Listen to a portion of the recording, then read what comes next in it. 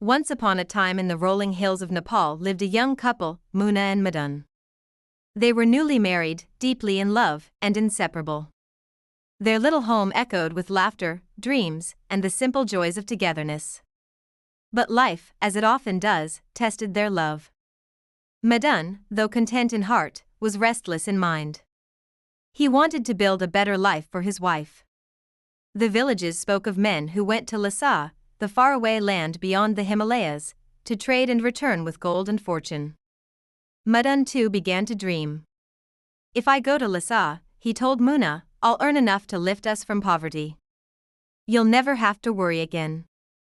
Muna's eyes filled with tears. What will I do without you? Gold cannot warm the bed when the nights are cold. But Madan was determined. This is for us, he said softly. For our future. And so, one early morning, with a bundle of food and a heart full of hope, Madan left. Muna stood by the doorway, her red shawl fluttering in the wind, watching him disappear down the winding path. The journey to Lhasa was brutal. For months, Madan and his companions walked through snow and storms, crossing mountains that touched the clouds. Many turned back, some never returned.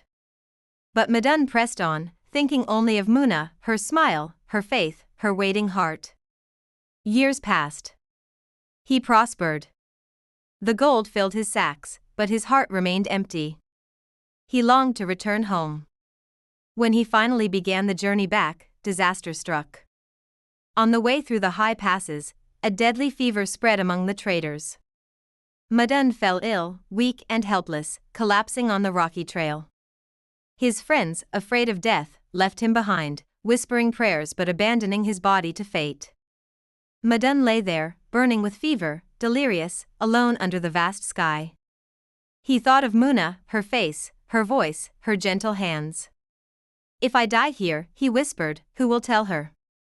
Days passed. Then one evening, a poor Tibetan man found him. The stranger carried him to his hut, fed him water and herbs, and nursed him back to life. When Madan regained strength, he asked the man, why would you help a stranger? I am a man of low caste, you owe me nothing. The Tibetan smiled. You are human, he said. And so am I. That moment changed Madan forever. He realized humanity mattered more than wealth, more than caste, more than pride. When Madan finally reached his village, his heart heavy with guilt, he found his home silent. The door hung open. The courtyard was still. Inside, everything was covered in dust, except for Muna's shawl, folded neatly on their bed.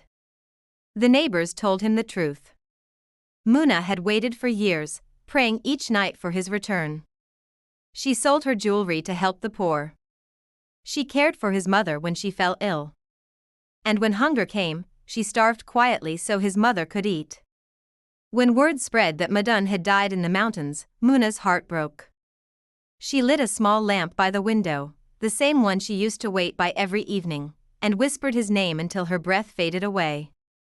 She died waiting for the man who had gone chasing gold. Madan fell to his knees, clutching the shawl against his chest, crying out her name into the wind. He had brought back sacks of gold, but none of it mattered. The one soul who had loved him more than life itself was gone. He gave away all his wealth to the poor, buried his pride, and spent the rest of his days helping others, remembering the Tibetan stranger who had saved his life and the woman who had given hers for love. Muna Madan is not just the story of a husband and wife. It is the story of every human heart that forgets that love, not wealth, gives meaning to life.